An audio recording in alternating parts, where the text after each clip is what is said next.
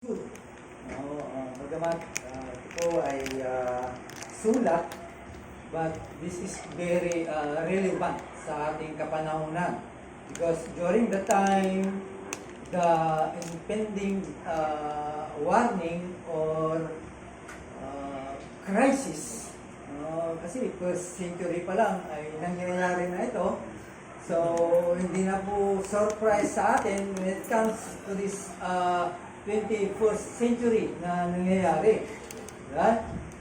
Hindi na lingid po sa atin na there are apostasy coming.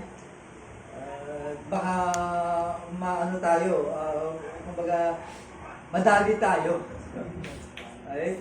Of course, sinasabi ko kung ikaw ay nagpapabaya sa iyong pananampalataya, baka ikaw ay madagit dito sa panganib na ito because during the epistles of John and Jude ay hindi na po ito warning kundi happens.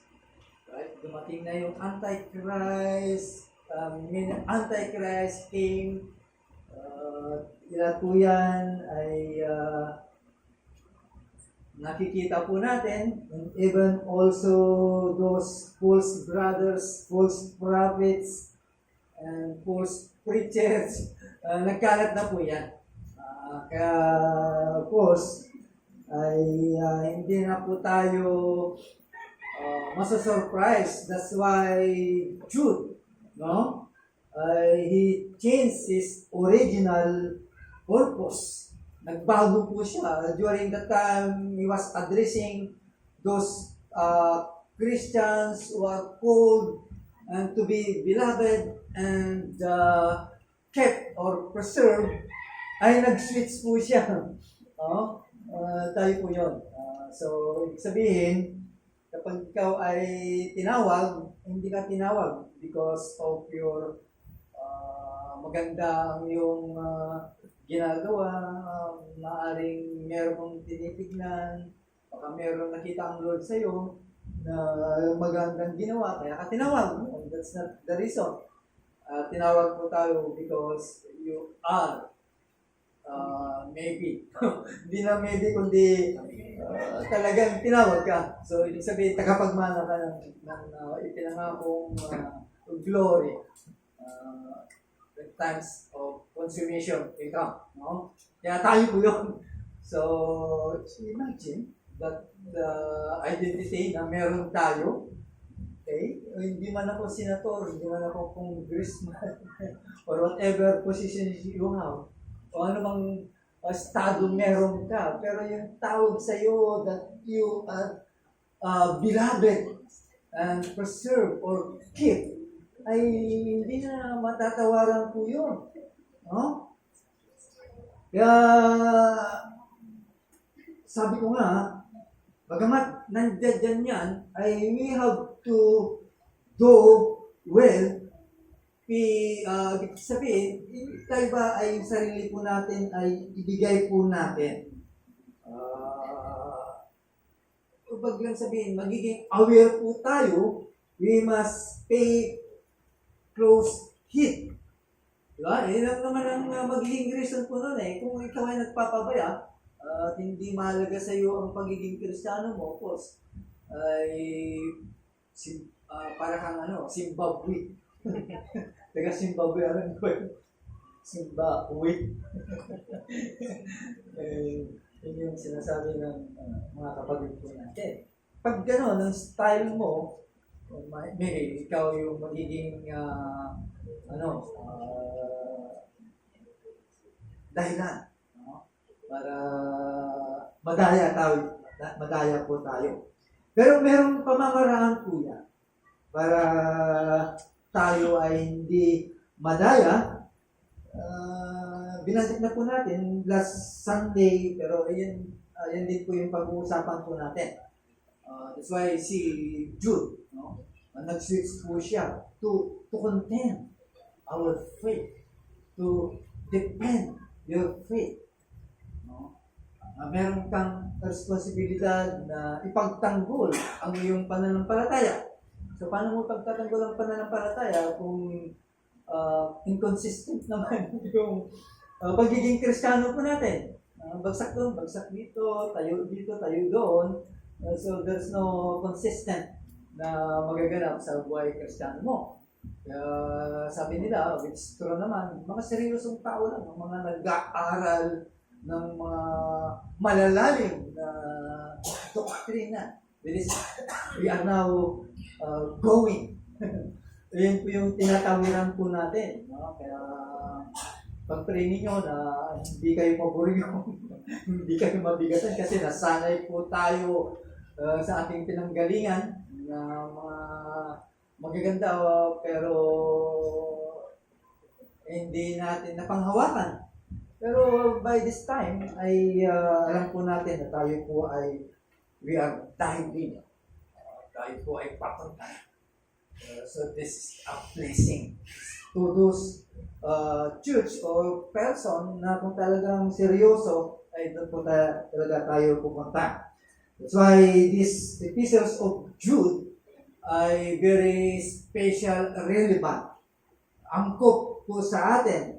That's why this lesson kaya nga gagawin po natin expository series. No?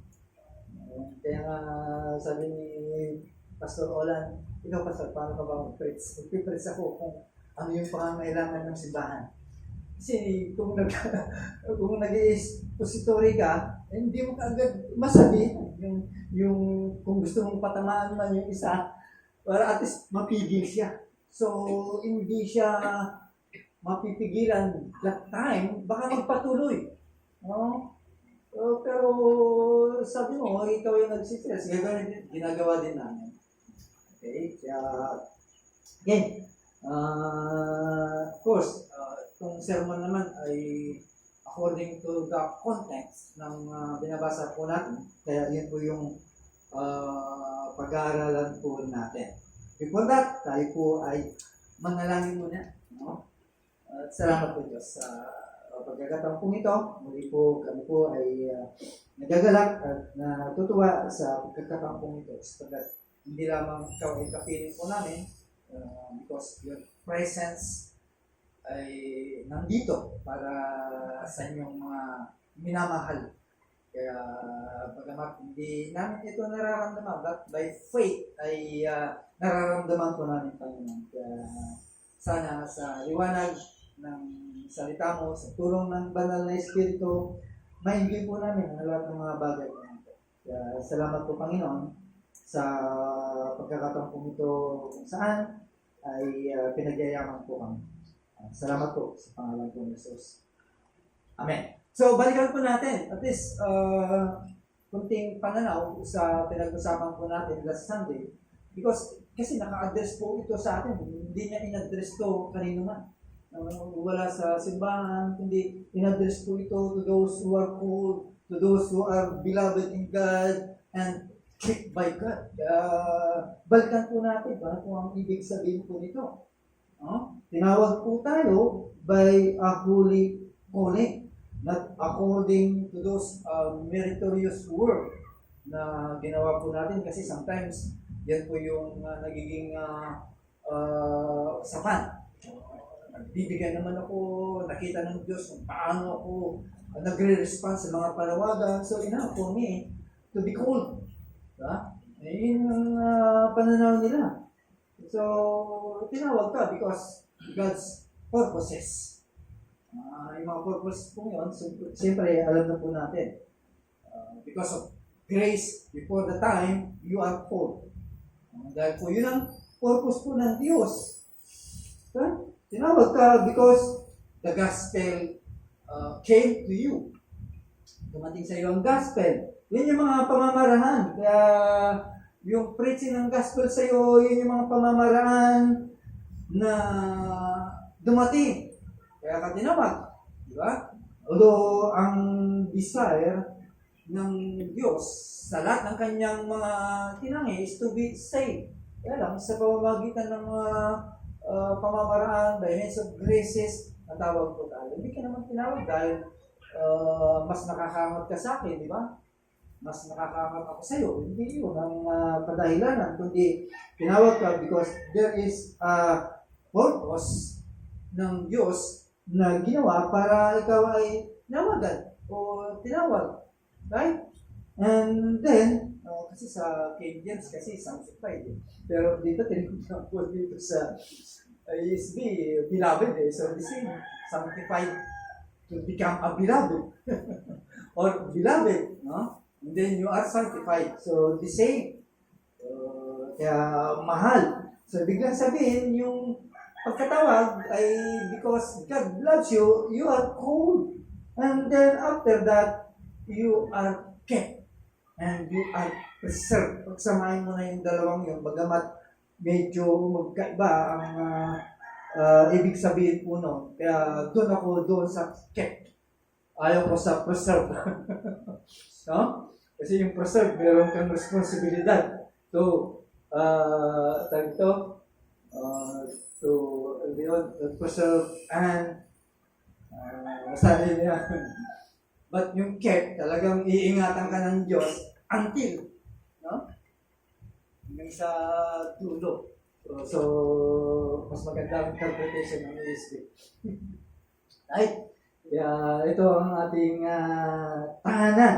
So, hindi lamang po yun, mga kapatid, you are preserved and kept. Ano ang ibig sabihin po nito?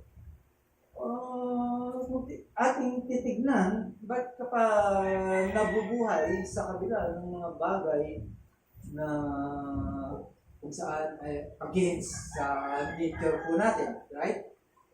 Nani po, against sa nature natin kasi ang nature po natin, gusto natin laging masaya, laging meron, laging kumpleto, so on and so on. Pero hindi ganun nangyari.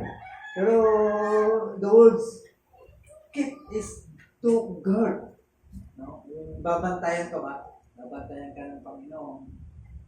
So biglang sabihin, bagamat there is sometimes na bumabagsak ang Kristiyano, nagpo-fall, not totally falling down, hindi dumarating yung pagkakataon yun, pero agit, andun pa rin ang pag-iingat ng Panginoon para maibalik ka sa tamang landas patungo sa Reform Baptist Church. Di ba? Kung yun ang ating titignan, kasi iba, hindi na, lumis pa. Nakita ba ninyo? Okay? Those ibig sabihin, tayo po ay pinaangat pa ng mas magandang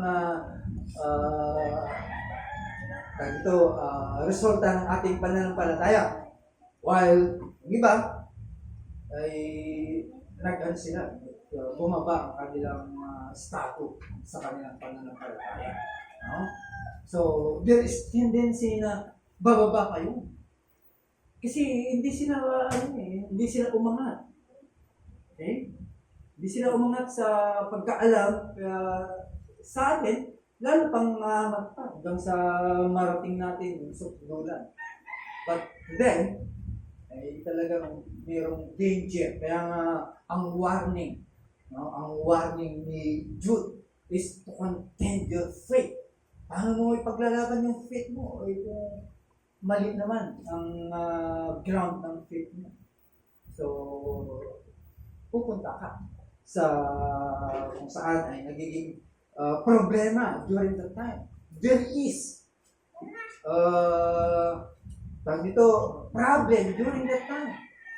Kaya nag-switch ka agad si Jude para labanan. Although nasa inyo na yung mercy, yun po yung bati ni Jude sa mga Kristiyano, yung pagmamahal at yung kapayapaan na dapat mag-multiply sa inyo, but merong problema pa rin. May problema na kakaharapin ang mga Kristiyano. That's why itong una na bati o ibinigay niya sa mga Kristiyano ay naka-reserve sa atin. At yan po yung gawain ng ating Panginoon para sa atin. And now, tignan po natin kung ano po ang ibig sabihin ng to contain our faith. Paano ang dapat gawin po natin po dito? Right? Ano ba ang dapat po nating gawin o ano ba ang dapat po nating responsibilidad para manatili po tayo? Although marami nagsasabi, kung marami kayong nababasa mga libro, is to defense your faith. Right? To hindi lang defense, kundi ipaglaban ang iyong pananampalataya. No? To those who have those common salvation. So, ibig lang sabihin, during that time, sa panahon pa lang ng first century, ay pinagsabihan na yung mga Kristiyano na ipaglaban nila ang kanilang pananampalataya. Kaya sa atin, umabot po sa atin. At marami nang, siguro during that time, marami nang nadaya, marami nang bumagsak. Sa paano na kaya ang panahon po natin? Right? Ano kaya ang mangyayari sa mga Kristiyano na susunod pa sa atin kung hindi natin na ipaglaban ang ating pananampalataya? Right? Kaya itong sulat ni Jude ay sulat niya ito sa mga Jewish Christians kung saan ay nakatira doon sa Jerusalem. Okay? That's why si Jude ay nagkaroon ng general epistles o sulat. Gusto niyang encourage ang mga Kristiyanong ito with the topic of salvation. Kasi kung itiisin, ligtas na. So, bakit? Ipaglalaban mo pa ang pananampalataya mo. Diba? Pero, ano ang magiging dahilan? Si Jude, ang ginawa niya is to urge those Christians that particular place is to contend for the faith that was once for all entrusted to God's holy people. Yung pinagkatiwala sa atin, yung pananampalataya. Okay? Bakit ganito na lang ka-concern si Jude sa ating pananampalataya? Why? Because during the time, those Christians is under attack from false teachers who are spreading dangerous heresies. Sa ating kapanahonan, nangyayari po yan. Hindi lang natin alam. Those times na mga nangyari, maraming dapangan dyan sa loob ng simbahan. Nagkukunwari silang tupa sa loob ng simbahan, but they are wolves. Hindi nila na-detect po yun, kaya nakakalungkot, ay nangyari nga. So Jude, urge his readers, kasama na po tayo doon, to contend, to defend our faith against those who seek. Yung mga taong gustong i-undermine our faith or wants to erode it. Gusto niyang pabagsakin. Kasi gawain talaga ito ng kaaway sa mga mananampalataya, lalo na sa mga mahina pa sa kanilang pananampalataya. Kaya responsibilidad mo na palaguin ang pananampalataya mo through so and so. Di ba? Kung tatamad-tamad po tayo, ganito nga ang mangyayari po sa atin. Okay? Kaya sa ating text ay sabi ko doon, to contend earnestly. Mas maaga pa. Maaga kang i-depensa ang iyong pananampalataya. Okay? Now, kung tutusin sa isang, halimbawa, basketball, no? Biglang sabihin, kailangan, magaling kang mag-defense. Di ba? Kailangan may mga categorize, ikaw sa depensa, ikaw dito. Ganyan. Kahit sa mga lahat ng mga sports, di ba? Depensahan mo yan. Ano yun po yung ibig sabihin? Para ikaw ay to win the victory, kailangan andyan yung defense, offense, di ba? Kung wala yan, ay tatalo ka. So ay, sa madaling salita, ang ibig lang sabihin nun is to fight strenuously for the defense of your faith. Yan po yung ang ibig sabihin po nun. Kaya gusto ni Jude, lahat ng mga mananampalataya ay ipaglaban ang kanilang ang kanilang pananampalataya. Hindi lang yung mga leaders, elders, hindi lahat ay ipaglaban ang pananampalataya. Diba? Kailangan paano mo paglalaban ng pananampalataya? Ano naman sa screen, no? Kung sakaling mahuli ka, deny mo ba si Christ? Diba? Hindi, papatayin ka. Biglang sabihin, hindi. Paglalaban ko ang aking pananampalataya. Paglalaban ko yung aking paniniwala kay Kristo. Diba? Pero hindi gano'n, no? Pwede naman, kung talagang tunay na Kristiyano ka, sige, patayin niyo na ako, alang-alang kay Kristo, ako lang yun. Diba? Pero hindi yun ang ibig sabihin po, no? Okay? So, sometimes, talagang nag-struggle po tayo sa ating pananampalataya. Di ba? Hindi natin may kakaila po yan. Pero tandaan po natin, mga kapatid, lahat ng mga katotohanan patungkol kay Kristo at sa kanyang mga katuruan ay enough for us para may paglaban po natin ang ating pananampalataya because this is entrusted to you. Paano pinagkatiwala sa iyo ang Panginoon ang pananampalatayang ito? Pero hindi mo kayang ipaglaban. Ano ang ibig sabihin po nito? Okay? Those holy people of God was entrusted His faith. Pinagkatiwala sa iyo ng Diyos ang pananampalatayang po ito. Dapat ipaglaban mo, dumating man ng magiging kamatayan mo, ay ipaglaban mo.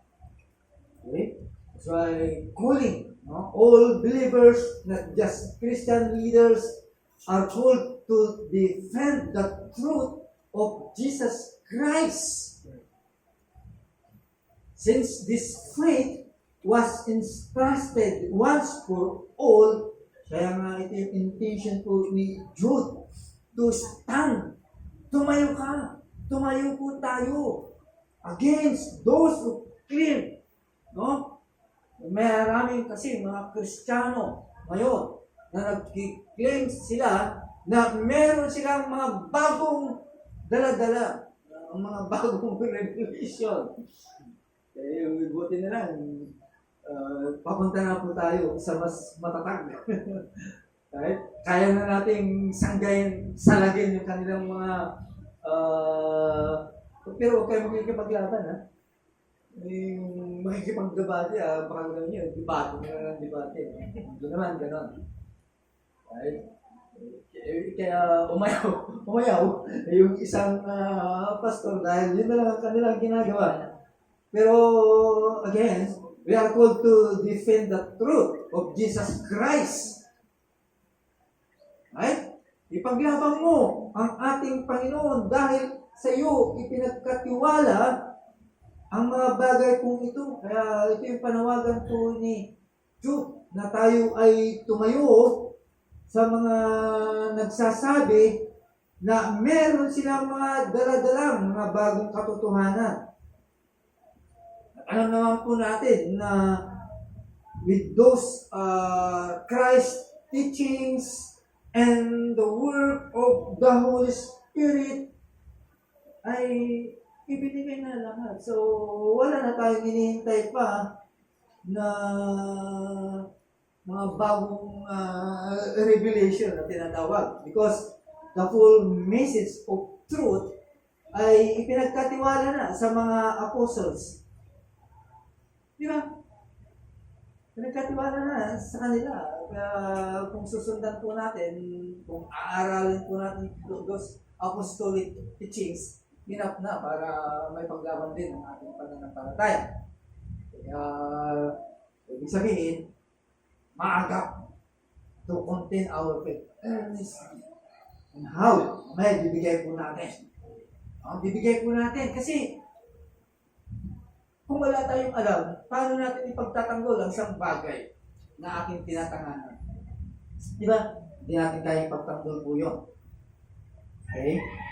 Hindi po natin kaya na ipaglaban po yun. That's why, kung titignan po natin, babasahin po natin, there are many warnings na nagsasabi na ipaglaban po natin ang mga bagay po ito. Like, Paul, nagbigay din po siya ng same warning, no?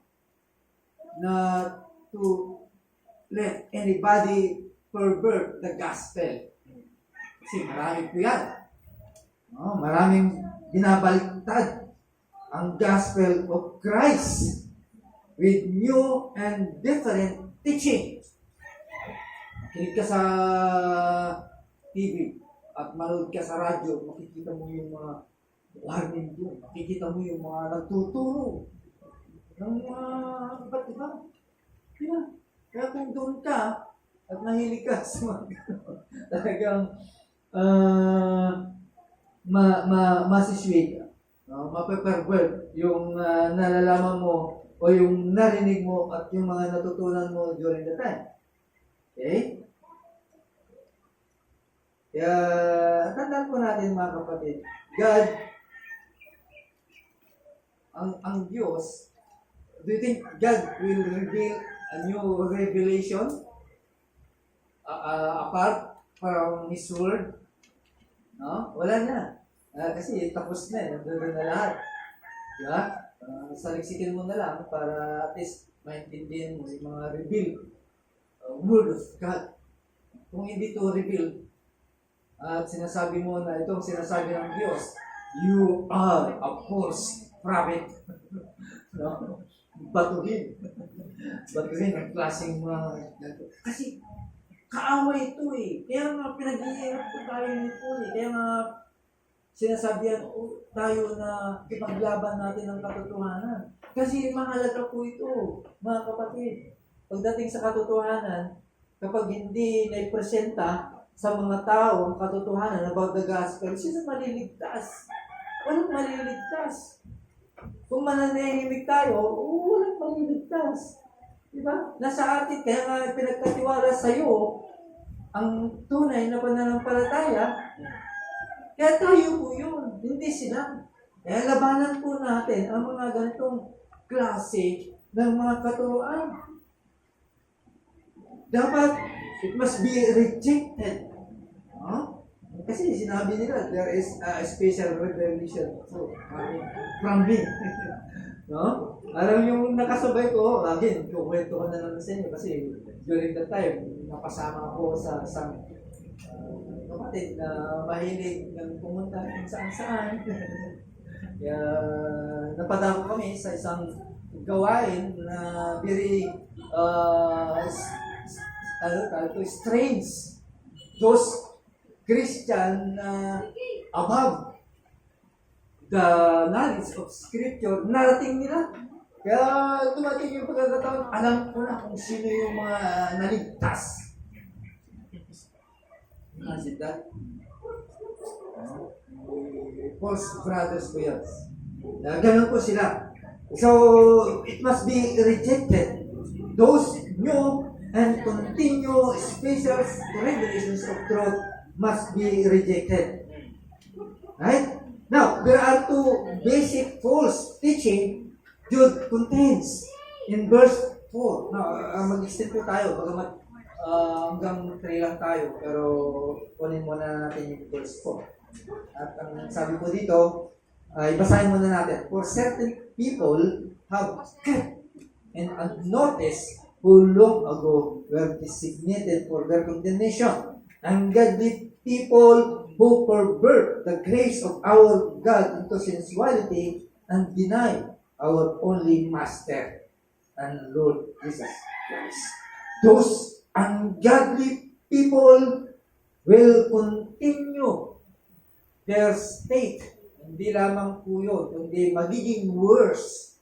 But those godly people will continue to be loved by God. Ayaw niyo ba?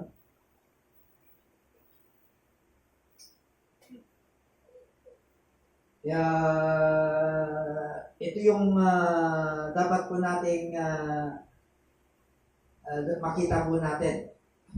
See, these people, no, they are perverting the grace of our God. Ginagamit nila po ito into a license for immorality and so hanggang sa they are denying Jesus Christ, His sovereignty. Imagine mo ganun, kukontrahin mo yung tamang katuruan. Sino ka? Anong tawag sa'yo? Diba? That's why God opposes those false teachers. No? Talagang sinalag po niya. Okay?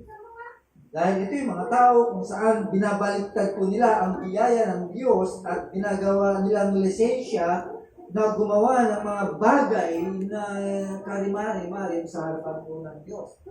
And tawag ni Diyos sa mga taong po ito ay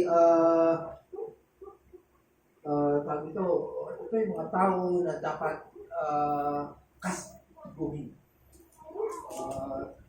Pwede nga lang, batuhin Di ba? Kasi nagsasabi ng mga fools. Yan, sa ating kapanahonan, lahat na narinig natin, false news. Kaya maraming naliligaw.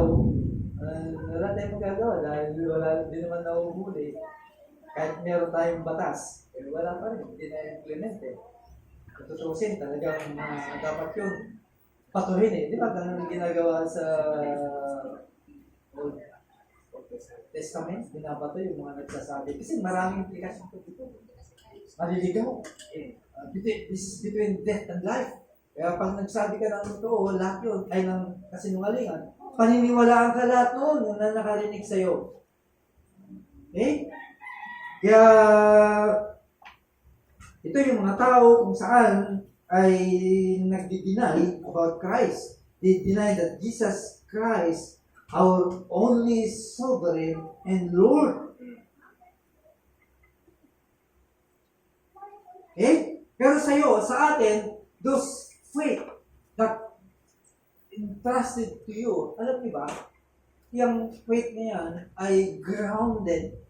No? It is grounded in Jesus Christ. Ano ang ground po nito? Ano yung pananampalataya na pinagkatiwala po sa inyo kung saan nakabase? Okay? Saan nakabase ang pananampalataya po nito? Sa pangalan po ni Kristo. Kasi siya yung Messiah He is the Messiah. Doon nakabase po yun. Yun yung pananampalataya po na meron po tayo. Nakabase po doon sa katawan ni Kristo na siya yung Messiah. Siya yung tagapagligtas. Pinagkatiwala po sa atin. Hindi lamang po yun, kundi siya yung anak ng Diyos. He is the Son of the living God. He is God with us. He is the Word. He is God made flesh.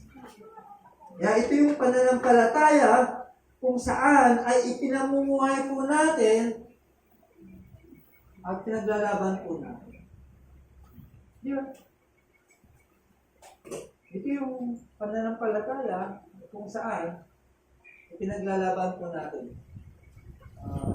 Kahit ang buhay po natin sa ngayon.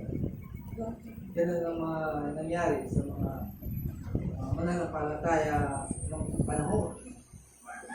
Imagine, Ipapakain ka sa leon. Kaya mo ba yun? Buti nga wala na tayo doon eh. Hindi natin naabot yung panahon yun eh. Ibabato ka doon sa... Kaya mo ba yun? Eh baka isuko mo, pananampalataya mo. Eh sa atin, mga nag-preach na lang, o kayo, no? Mga false gospel, yun lang eh. Pwede namang sawatahin yun. Pero doon ito, masasawatan mo ba yun? Ibabato ka sa mga yun? Dahil sa iyong pananampalataya? Kaya mo ba yun? Ibitin ka sa... gawin kang ilaw? Ikaw yung sisindihan? Ha? Para maging ilaw ng kaharian? Okay. Kaya mo ba yun na ipako ka sa krus na katiwarik? Ulo mo nandito, paa mo nasa taas. Kaya nila yun. Kaya ni Peter yun. Di ba? Pero sa atin, baka hindi natin kayain. No, yun lang just joking na. Coach tayo, alam na natin yung katotohanan. Kaya pwede natin paglaban ng patayan. Kaya mo talaga. So, kung kaya mo, paglaban mo pa ng palataya mo, pangaral mo si Kristo. Go and preach the word. Di ba? Kaya itong pananampalataya kung ito ay nagbubunga sa iyong pamumuhay. Kasi ito yung indikasyon. Di ba?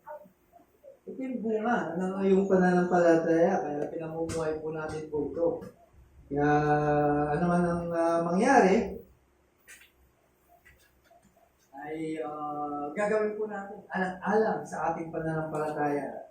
Alang-alang sa ating Panginoon.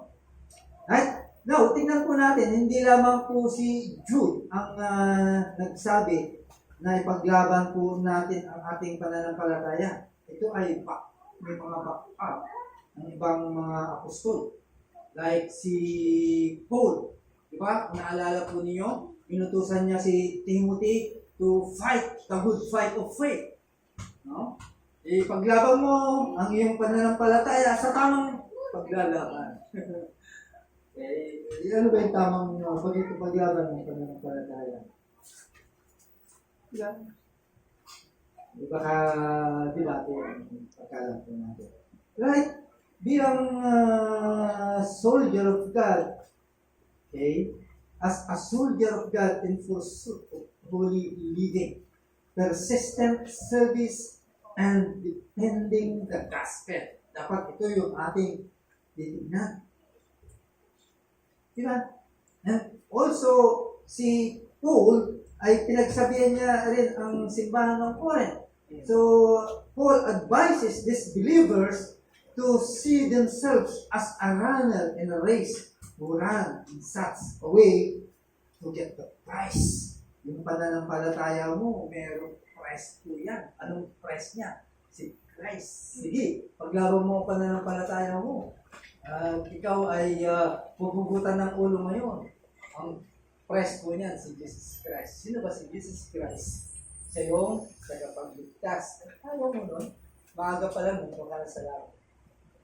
Saka may tumatong sa'yo na makikipag-away sa'yo o makikipag-debate sa'yo through your faith. Di ba? Ayaw mong ipaglaban po yun. And also, in Philippian church, Paul also admonished these believers. Ano sabi po niya? Whatever happens, conduct yourselves in a manner worthy of the gospel of Christ. Di ba? Then, whether I come and see you or only hear about you in my absence, I will know that you stand firm. Nakatayo kayo sa inyong pananampalataya. Okay? At nagsusumikap ka sa iyong paniniwala sa gospel. Fight, run, and strive. So, ibig lang sabihin nito, yung sinabi ni Paul sa kanila, is to contend earnestly for the faith. Diba? Now, in practical sense, paano natin gagawin po ito? what does it mean for the faith, for the content of faith, sa practical na gawain. Paano po natin paglalaban ng pananampalataya? Ano ang ibig sabihin po nito? Ano ang tingin po natin regarding this content for the faith? Okay? Ano ang makikita natin po dito? Okay? Sa kagandang palad, ang libro ni Jude, siya na rin ang nagbigay para may paglaban po natin ang pananampalataya. At pinakita niya po dito several discipline showing us how to contain for the faith. Ano yun? Ito na ngayon. Paano natin paglalaban ng ating pananampalataya? Okay? Number 1, build yourself up in the faith in Jude 20. Build yourself. Gumawa ka. Gawin mo ang iyong sarili para ang iyong pananampalataya ay lumaki, mabuo, magiging matatag. May kaakibat na responsibilidad po dito. It means that we are to keep praising ourselves to grow spiritually. No? Hindi lang sa lumago ka sa kaalaman. It's so good. Diba? Ano yung spiritual naman na bagay? Alam po natin, namumuhay po tayo ngayon spiritually. Diba? Ngayon, kung gusto nyo magiging successful kayo in practical, makinig kayo ngayon lapis. Magaling sa practical sermon po yun. This is testimony one our brother. Pero paano ka nag-improve? Dati nakikita ng hawak-hawak mo yung stethoscope mo. Dati mukhang doktor ka lang, pero ngayon doktor ka na. MD kasi siya, tawag sa kanya nun, MD. Ano ang bigay sa iyo, bro? Bakit? Pinagpala ka ng Panginoon. Dati, sapat na yung sandaan na kita mo, pili mo lang yung pangangailangan, yung mga anak mo, yung presco. Pero ngayon, tumatabo ka na ng mga limpak-limpak. Okay? Limpak-limpak na salapi. Sabi niya, nakinig kasi ako ng sermon ng Tudlax. Practical. Okay? So, kung gusto mo, sige, pagsabayan mo na rin. Wala namang problema po yun. Practical and spiritual, pagsabayan mo na. As long na wala kang sinusundan mo yung turo, baka mamaya, practical, mandaya ka para yung bawal. So, balik pa rin tayo sa spiritual. Dapat magiging grounded ka pa rin. Kasi yun yung tulay eh. How come na magiging spiritual ka kung practical lang ang alam mo? Di ba? Ngayon, kung doctrinal ka, of course, kasama na po yung practical. Di ba?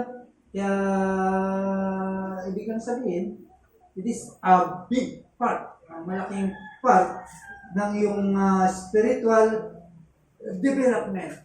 It involves marami, no? Ano yung mga involves po dito? Reading and studying the Word of God.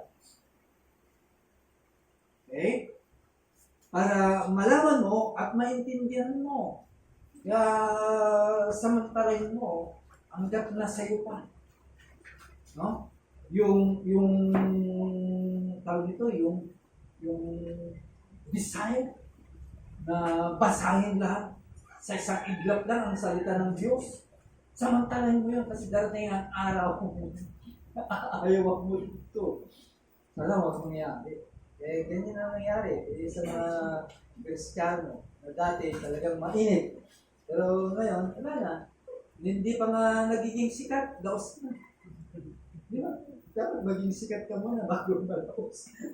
Ganun na nangyayari sa mga ibang Kristiyano. Okay?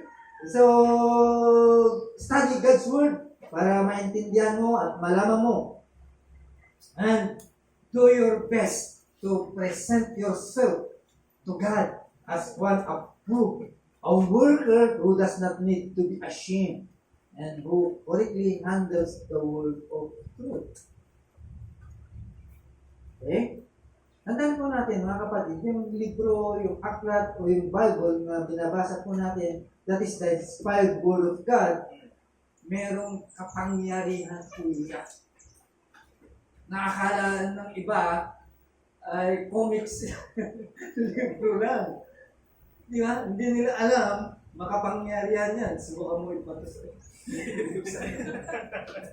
Kung hindi nahilo po yan. Di ba? The more, the bigger, na biglang hawak mo, matatakot sila sa'yo. Pero kung kakaperang nakabulsa lang, hindi nila makikita. So, hindi biglang sabihin, merong kapangyarihan. Ang salita ng Diyos has the power to teach, to train, to rebuke, and correct us in righteousness para ikaw bilang lingkod ay maging ganap at sapat, equally equipped for every good work. Paano kung hindi, kung hindi mo ito pinagtatagang basahin, paano ka magiging equipped sa mga good work? Di ba? Wala. Hindi mo magagawa po yun. Hindi po natin magagawa po yun. Mga kapatid. Pangalawa, pray in the Holy Spirit in Jude 20. Nandun din po yun. By praying under the direction of the Holy Spirit, tandaan po natin, we receive help in our human weakness to understand God's truth and not be deceived by false teachers. Kailangan importante. Dahil every time na meron nag-preach, lagi inihingi ang liwanag ng banal na espiritu. That's the guidance of our preaching para maintindihan. Okay? Pangatlo, robot na.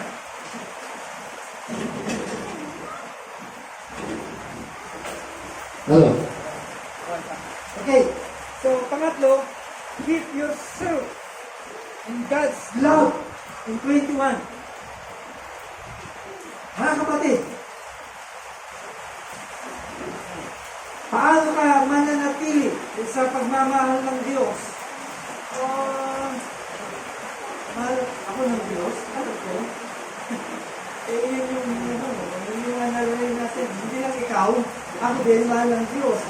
It means, stay in God's love by means of living by faith and obedience to God. That's why Jesus told us, if you keep my commands, yung sinabi ng ating Panginoon, you will remain in my love. Yeah? Madala lang pala yun. Kaya sumunod ako, para yung pag-ibig ko ng Diyos ay nananatili sa akin. Kasi yun din yung tumula. Yun din yung pattern na ibinigay sa atin kung saan ang ating Panginoon ay sumunod sa Diyos. Diba? Dahil mahal niya ang anak na si Jesus Christ, ay pinaman na sa kanya. Ang maghahari. Paano ka pamamahan ng iyong tatay kung disobedience ka naman? At ginawa ng ating Panginoon para yung pattern ko yun. Kaya nga sabi ni Christ, I have kept my Father's commands and remain in His love. Diba? Bakit mo sinusunod ang Diyos? Because He has captivated our hearts and won our allegiance. Inuli niya ang puso mo, nakita niya ang tubok ng puso mo, at kung sana, nakapagpagsagna, sabi ko, yun yung nakita sa iyo, yun yung nakita po sa atin.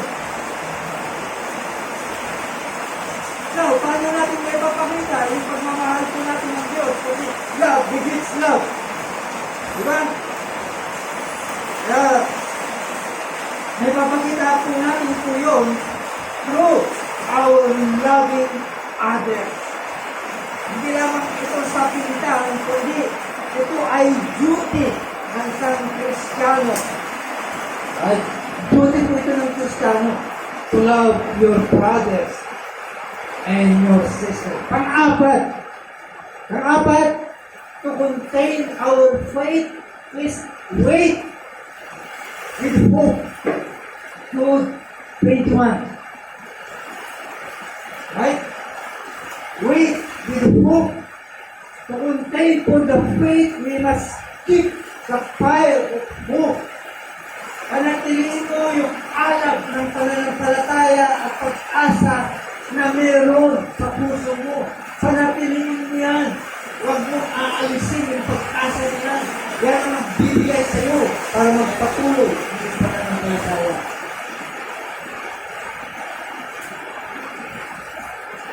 That's why Jude says, wait expectantly for the mercy of our Lord Jesus Christ.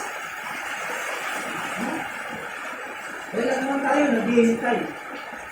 Hinihintay po tayo. Ano hinihintay po natin? Of course, hindi natin may pagkakala. Buhay na walang pagka. Ay, wala ako sa atin. Lagi tayo. Kaya hinihintay po natin. Ibig ang sabihin,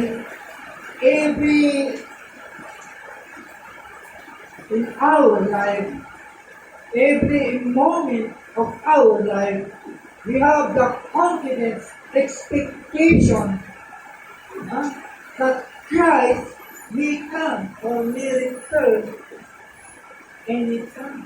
Diba, ito yung pag-asa po natin. Huwag mong aalisin po yan. Yung pag-asa mo. Kundi, mawawala. Diba? Kung aalisin po natin po yan, tapos na ang labanan. Para lang tayong tumutugulan. Parang simba uwi lang. Dahil yun lang naman ang duty natin is to come. Pero kung wala kang pag-asa, bakit ka nandito? Wala ka nandito dapat. Kung wala yung pag-asa po natin. Kaya nga yung mga tao during the time, kahit tugutan sila ng ulo, okay lang dahil meron silang hinihintay, meron silang pag-asa. Yung kanilang pananampalataya, ipinaglaban sa nila kasi ang laman po noon ay pag-asa na meron sila. Sa ngayon, problema lang sa bahay, problema lang sa trabaho, problema lang sa asawa or any problem. Sumusunod na. Dapat hindi dapat magpatuloy ka. Hindi bibitaw.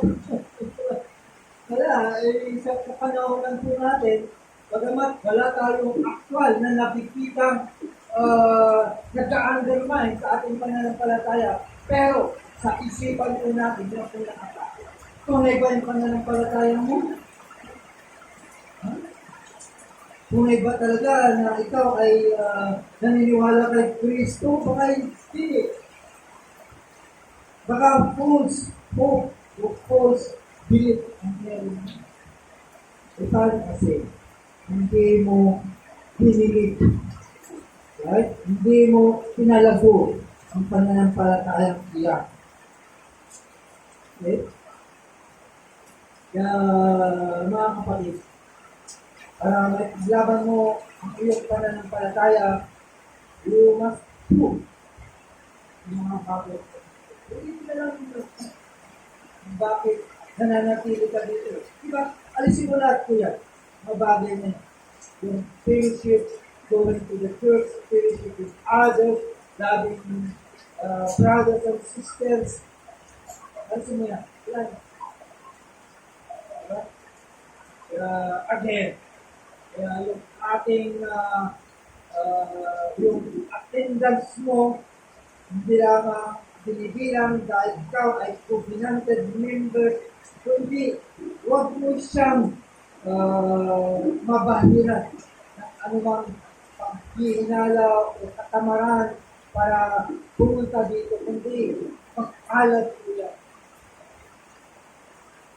Pag yan, inalis mo, how come? Paglalaban mo ang iyong pera. Ay, ako ay manalangin.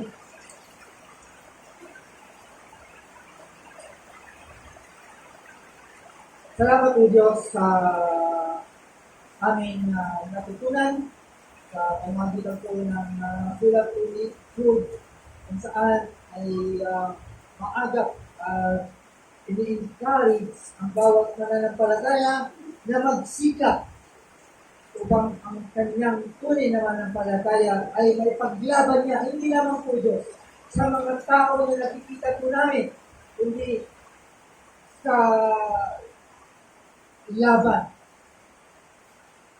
o sa pamamagitan ng aming kaaway ay may paglaban po natin na ang aming pananampalataya ay totoo at matibay na hindi tayo sa piling. Salamat po po. Pag-grace sa pangalan.